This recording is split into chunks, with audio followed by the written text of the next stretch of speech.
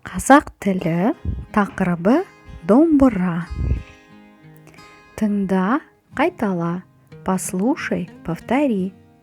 Мынау домбыра, это домбыра.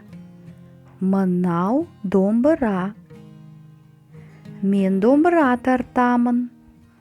Я буду играть на домбре. Мен домбыра тартамын. Тыңда, қайтала, үлгі бойынша айт. Послушай, повтори, скажи по образцу. Мынау домбыра. Мен домбыра тартамын. Это домбыра. Я буду играть на домбре. Мынау қобыз. Мен қобыз тартамын. Это қобыз.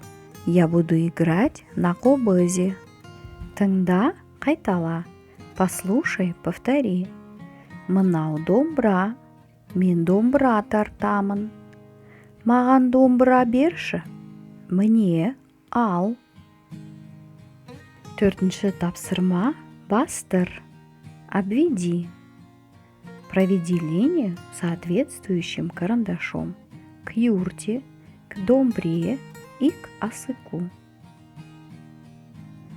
Сабақ аяқталды. Сау болыңдар.